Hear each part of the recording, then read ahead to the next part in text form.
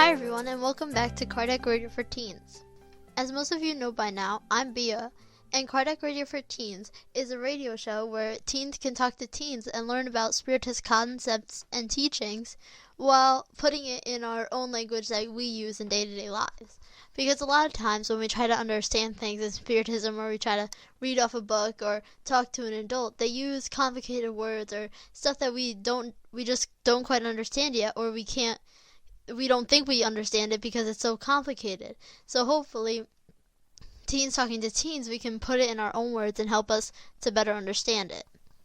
As you all also probably know already, is that we are in the habit of going through the Spirits book together, piece by piece, working on it so that we can put it in our own words and fully understand it, and also make it bearable, because with all the schoolwork, I know we're all so busy with so many after school activities, homework, schoolwork. There's so many things going on.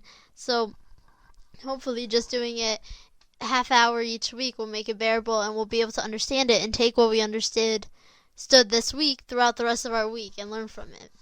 For the past couple of weeks, we've been on the introduction, and most people in books, they just skip over the introduction and they go right to chapter 1. And the introduction in this book is kind of long, so it makes sense. Of course, I'm just going to skip over and go to chapter 1. But that's not really the best thing to do, because the introduction is there for a reason. If we don't read the introduction and get to know the basic information that's in the introduction, then we'll never know what we need to know just to start understanding other questions. So we need to have basic knowledge before we can go jump in and understanding these harder questions. So that's why it's really important for us to read the introduction. And we're almost done with it. We're going to finish up the last 2 parts of it today. So let's get right to it. The last part of the introduction is part 17. When it is not the result of systematic opposition from selfish motives, skepticism with regard to the Spiritist doctrine almost always stems from an imperfect understanding of how facts. However, this does not seem to prevent certain persons from trying to settle the issue as though they understood it perfectly. It is possible to be highly imaginative and even highly educated and yet lack common sense, and the one that first indicates of a lack of common sense is belief in one's own infallibility. Lastly, many persons see in spirit manifestations nothing more than a matter of curiosity. We would hope that by reading this book, they will find in such a marked phenomenon something more than a simple pastime. So here what they're saying is, like they've been saying throughout the whole introduction, is how they kind of give a counterpoint. They kind of give something other people say, and then they say why it could be wrong. So here they're saying that a lot of people, of course, think that it's just curiosity, that it's just a joke, it's not true, the facts aren't correct. Some people, they have skepticism, and they're skeptic of thinking of believing Spiritism, but again, they're saying that by reading this book and by truly understanding it, they would see that it's not just for fun, or it's just maybe this is it, maybe this is not many different theories. We know what it is, and we know the correct thing. It's not just people inventing something. And this concept we should be fairly familiar with, because throughout the whole introduction, they've kind of been saying that, how a lot of people say a lot of different things about it, but what is right, what they are saying here in the Spirits book, what is accurate, and so far no one's been able to scientifically prove that it's not accurate. And then it continues. Spiritist science consists of 2 aspects. The experimental deals with manifestation in general, whereas the philosophical deals with intelligent manifestation. Whoever has observed only the former, is likely someone who only knows about physics from reactional experiments, without having delved into the science itself. The true Spiritist doctrine is found in the teachings imparted by the Spirits, and the knowledge of this teaching is far too serious to be acquired in any other way than an in-depth and continuous study made in silence and reflection on the matter. Only under such conditions can one examine the infinite number of facts and nuisances that have escaped many superficial observers, and have consequently led them to form their own opinions. If this book had no other purpose than to show the serious aspects of the subject and to induce the study of it, that would be sufficient, and we would be happy to have chosen to carry out a work for which we ourselves do not intend to gain any personal merit. It is principles of not only our Creator. The merit goes entirely to the spirits who have dedicated them. We hope that it will produce a further result, i.e., that of guiding whose desire to learn, showing them in their studies the grand and sublime objective of individual and social progress, and pointing out to them the road to follow for its accomplishment. Well, they start off again talking about how some people who come up with different theories, it's because they're only looking at one aspect of Spiritism instead of looking at both aspects or many little different details. They're overskipping some, and they're saying that you have to be alone in true silence and concentration to catch these little things that they're missing and to truly understand. And another really important part that they're saying here is that Spiritism isn't created by a few people who just had an idea and are thinking of it and are trying to make money selling books or something like that. These people, the Spiritist doctrine was created by the spirits, and they have the credit for the Spiritist doctrine, if you would say. So it's dedicated to the spirits. It's not about the people who wrote it or helped publish it. They're just trying to spread the word, kind of.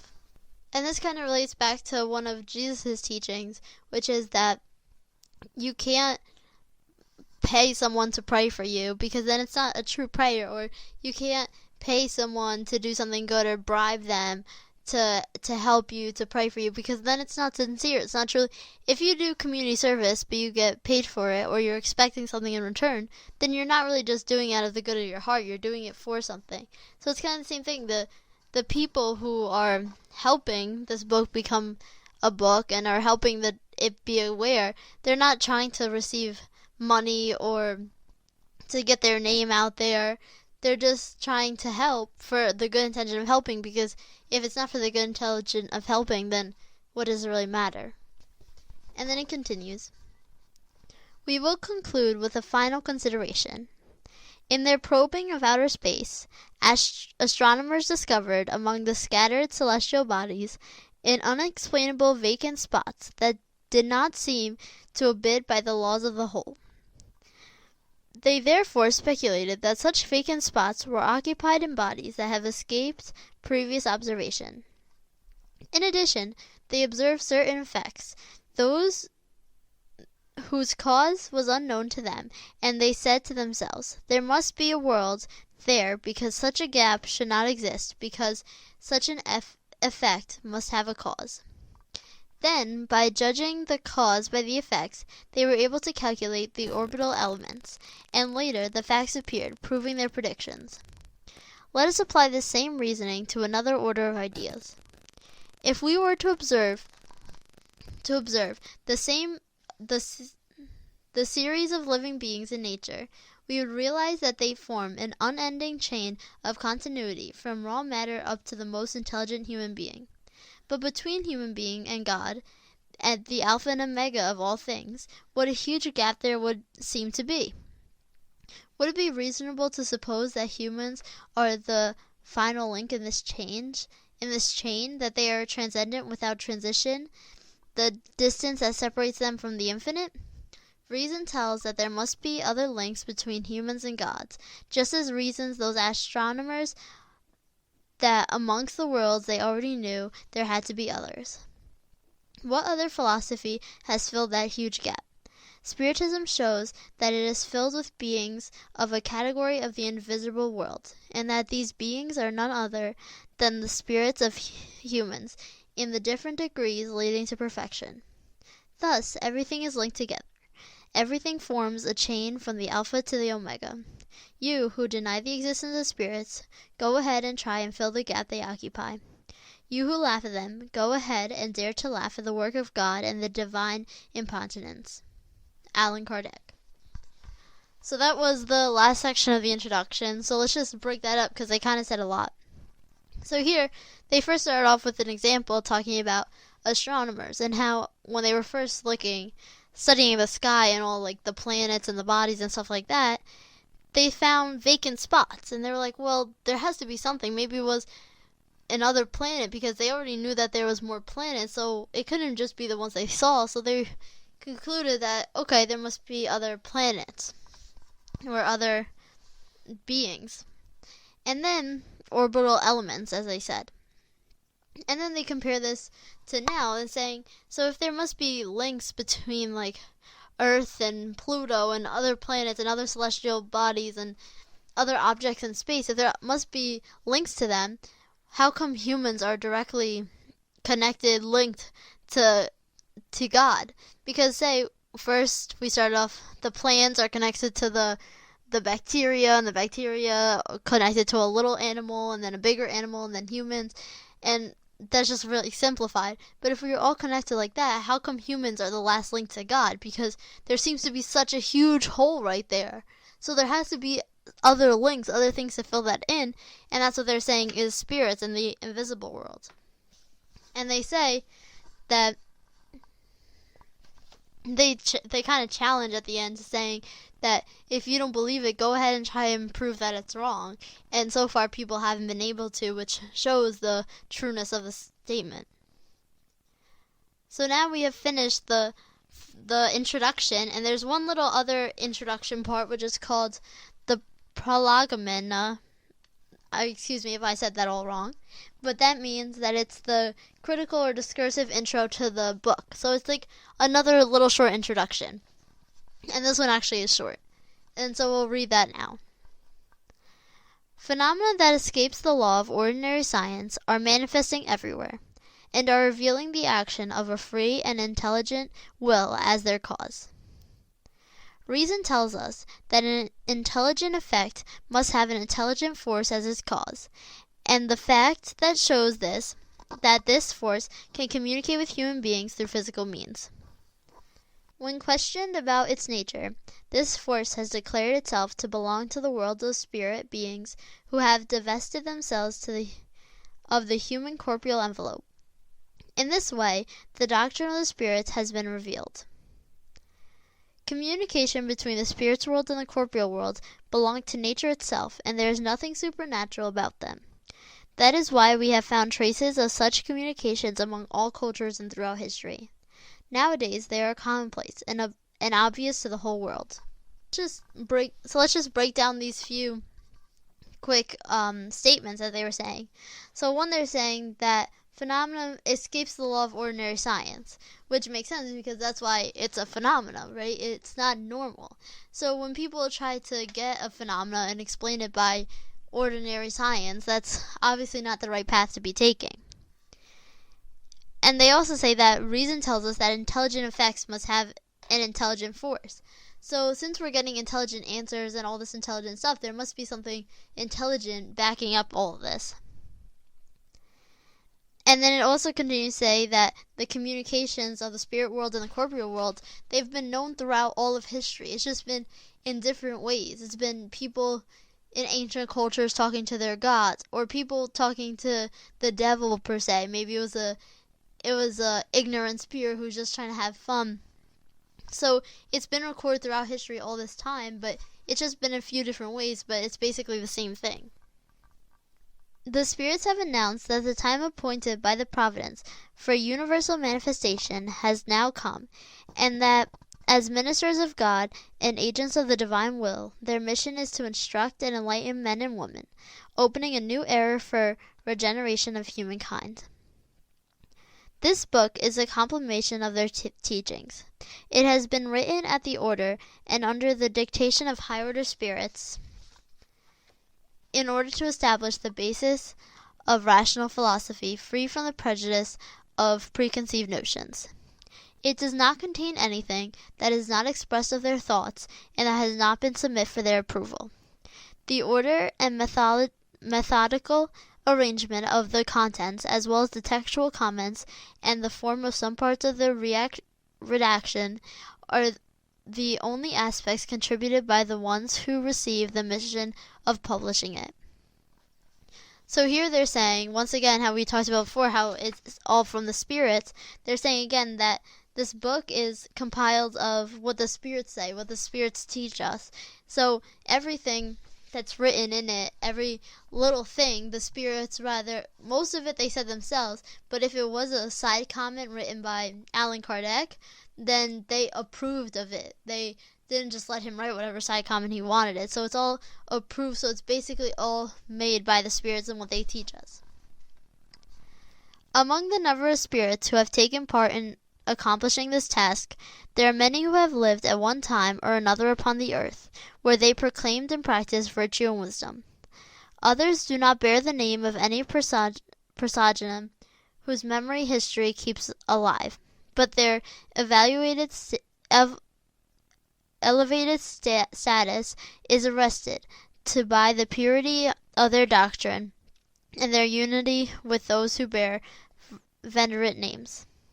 So they're saying just because these spirits are high order and they lived on earth and they did good things, it doesn't mean that they're names that we're always going to know, because there's good people who go by unnoticed, and not everyone is always famous. So that's what they're saying here.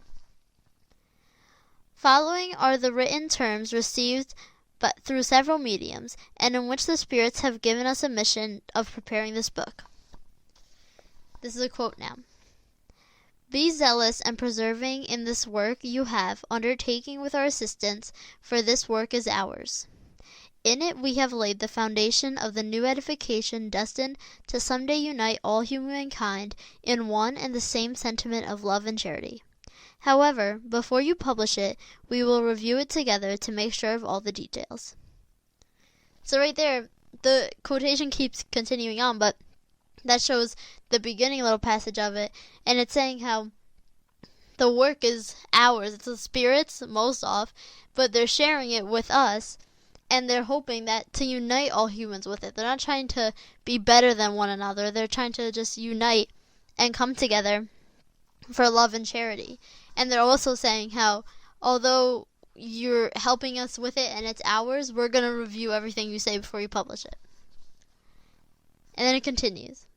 We shall be with you whenever you ask for our presence in order to aid you in the rest of your labors. For this book is only one part of the mission which will be entrusted to you, which one of us has already revealed to you. Among the teachings that will be given to you, there are some that may keep solely to yourself for the time being. We will advise you when the time comes to publish them. Meanwhile, meditate on them so you will be ready when we tell you. So here they're saying how, first they're saying that whenever you ask for a present to help you with these projects, we'll be there because there's going to be more. This isn't the only book that we're going to have. And then they also continue saying that sometimes the teachings that are given to Allan Kardec, they say, we're going to tell you this now, but hold on to it, wait a little bit, and then we'll publish it. And then there's another quote that says, at the beginning of the book, you are to put in vine branches that we designed, because it is the emblem of the Creator's work. All the material elements that best represent the body and the spirit are united in it. The body is the stem, the spirit is the sap, the soul or spirit connecting to the body is a cluster of grapes. Human beings elevate and purify their spirit through labor, and you know that it is only through hard work in the corporeal existence that spirits acquire knowledge. So here is an interesting part that probably no one would have ever paid attention to, but in the beginning of this introduction, they put these like vine branches with grapes on them, and you wouldn't understand unless you read this and saw that they designed it, the spirits designed it to represent the body and the spirit, that how they're united. And that humans, and here in the end they added how humans can only can only become better spirits by working hard in this life we have here. Another quote. Do not allow yourself to be discouraged by criticism. You will encounter bitter enemies, especially among those interested in deceit. You will even find enemies among spirits, for those who are not completely dematerialized, often seeking to sow the seeds of doubt through malicious and ignorance. Carry on nonetheless. Believe in God and boldly move forward. We shall be with you to uphold you. The time is at hand when the truth will shine forth everywhere. So here they're saying that people are going to criticize you. They're going to judge you. It's not going to be the easiest thing to get through, because some people are going to be like, oh, you believe in that? Oh, what is that? They're going to make fun. They don't understand. They're ignorant. But they're saying to carry on, because you know what's right. You believe in God and you have God within you. So be bold and move forward and keep going, because they'll be with you to support you. And those people will learn eventually. And then another quote from the Spirits is, "The vanity of some individuals who think they know everything and want to explain everything in their own way will give rise to dissenting opinions. However, all who have the grand principle of Jesus in mind will be united in the same sentiment of the love of the good, and will be bound by a fraternal tie that will embrace the entire world. People will put aside all petty disputes about words in order to concern themselves solely with essential matters, and the doctrine will always be the same as the foundation for all who receive communication from higher spirits." So here they're saying that although there's different opinions, those who follow Jesus and follow the good teachings and want love and good for people, then we'll still be, although it may not be exactly the same, we're still tied with the same thoughts, the same concept. We're still growing together as a humankind. And they also say that people will put aside the little petty disputes, just like little words that are different, that make us seem that we're different, but really we're all striving for the same thing. Then another quote, "It is through your perseverance that you will harvest the fruit of your labors. The satisfaction you will feel in seeing the doctrine spread and correctly understood will be a reward for you, and you will perhaps realize its full value more in the future than in the present. Do not be troubled because of the thorns and stones that disbelievers and evil individuals will scatter along your path. Hold on to your confidence throughout it, and you will reach your goals, and you will always merit our help." So here they're saying again to the people who were publishing it, they were saying that go through with it, because this may not seem as the biggest deal now, but you'll feel so rewarded once you see that the correct teachings are being spread throughout the world. And also they're saying how people, of course, are going to go against you, say that you're saying stuff wrong, criticize you, but you know what's right, and just hold your confidence and keep going strong, and the spirits will be by your side to help you. And the last quote, "Remember that good spirits only aid those who serve God with humility and a lack of self-interest. They repudiate anyone who uses the way of heaven as a stepping stone to earthly things, and they withdraw from the proud and ambitious. Pride and ambition will always be barriers between human beings and God. They are a veil thrown over the celestial splendors, and God cannot use the blind to explain the light." So here they're saying again how like how we were talking about before, how don't do it for money, don't do it to be right, don't do it for fame. Do it out of just trying to help others, trying to spread the word out of kindness. Because if you're not doing it out of kindness, here they're saying, like, what's the point then? And I like how they say over here that God cannot use the blind to explain the light. Because if someone's blind, how are you going to use them to be like, oh yeah, this is what light means? They're not going to know. So it's the same thing, that if they're trying to spread the spiritism, spread goodness, they're not going to go to someone who's trying to get money for it or trying to just become famous off of it. And we have now finished the introduction of the Spirits book, which is really exciting because I feel like that flew by, and it's only the introduction. We already learned so much, so we have so much more of the book to read and so much more to learn, so I'm really excited for that. Next week, we will start off on question 1 of over 1,000 questions and see what the spirits have to say to the questions that they were asked. But before we end off today, I'd like to read the quotation and the message from the Daily Book of Positive Quotations by Linda Picone for today's date, October 25th. The right thing. The truth of the matter is that you always know the right thing to do. The hard part is doing it. Sometimes we waffle over what to do in a difficult situation simply because we're reluctant to do what we know we have to do. Maybe there's some sacrifice we don't really want to make. Maybe we're afraid we might alienate someone. Maybe we just don't want to put out the effort it's going to take. So we procrastinate, asking for advice, weighing alternatives, hoping we'll find some way out of the situation. This is usually a futile exercise. We still have to do the right thing. If I know what I have to do, I will do it rather than looking for an excuse not to.